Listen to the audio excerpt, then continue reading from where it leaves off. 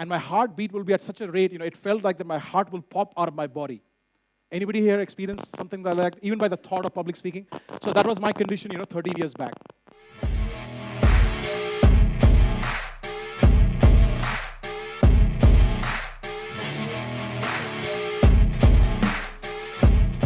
I want to be a bit more present on the stage and at least have a bit more this whole heartbeat to kind of go away. It needs to settle in, okay? So I was constantly asking my brain, what can I do differently on stage that I don't have this, problem?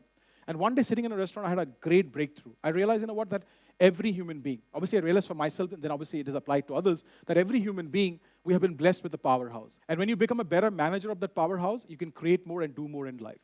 And what is that powerhouse? If you're still figuring out in your brain, some of you probably already got it, but if you're still not sure, raise your 2 fingers for me like this, and point towards your mind, brain, head, whatever you call it, and say, this is my powerhouse. When you become a better manager of this powerhouse, your voice will come out, very effectively for the world.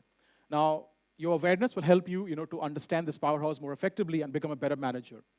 Now, your brain or the powerhouse is divided into 2 parts. Something called the conscious part of your powerhouse, and then there is something called the subconscious part of your powerhouse. Now, your conscious part of the powerhouse is always, engaged when you are listening to something or learning something or you're, doing something. So consciously, you're thinking about it for that particular thing you're doing. But apart from, actually focusing everything on that thing you're doing, there is something called, your subconscious modality or subconscious brain, which is on an autopilot. It does a lot of things for you automatically. It does a lot of things for you, how? Automatically, without you being aware of it. Let me give you an example. While you're listening to me, which is very important for you, so you're consciously choosing to tap in, but at the same time, you are also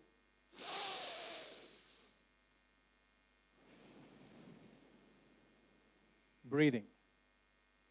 How many of you here, you became conscious about your breathing when I mentioned it? Life, you can feel sensations, but you need external stimuli to feel something.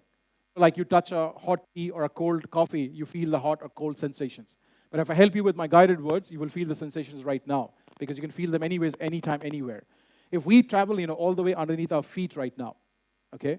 If you're wearing shoes, slippers, sandals, socks, underneath your feet right now, there is a sensation.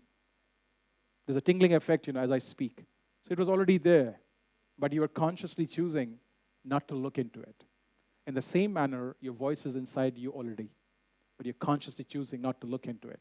And if you understand the power of this, your voice will come out, because the voice is very natural inside you.